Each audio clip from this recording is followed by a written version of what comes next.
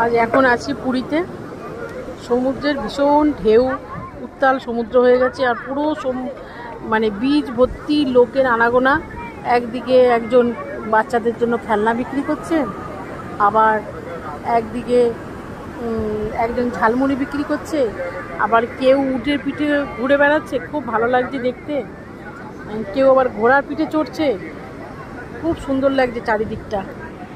আর চারিদিকে লোকারণ্য হয়ে গেছে, প্রচুর ভিড়। আর এদিকে হচ্ছে গিয়ে মানে ঢেউগুলো এত সুন্দর, ওটাই বেশি ভালো লাগছে। আমার সামনে যেহেতু আমি ডগ লাভার, তো একটা কুকুর এসে বসে আছে আমার সামনে।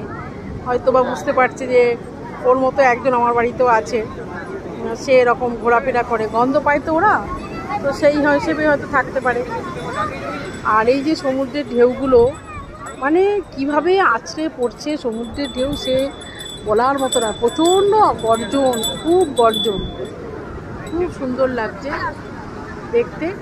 এখানে আবার এই যে সুগার ক্যান না সুগার ক্যান্ডি কী সব বলে, যাই হোক, এগুলো সব বাচ্চারা এগুলো পছন্দ করে, তো এইগুলো রয়েছে। এই দিকে দেখাচ্ছি পেছন দিকটা যে কীরকম ভিড়, ভীষণ ভিড়,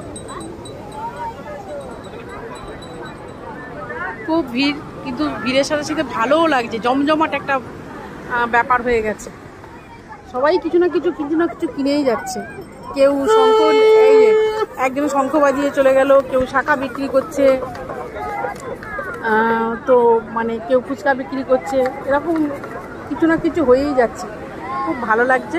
আমি যেহেতু এখানে এসেছি, তো ভাবলাম যে এত ঢেউ, তো সমুদ্র সবারই মোটামুটি ভালো লাগে, তো সেই জন্যই ভিডিওটা করলাম।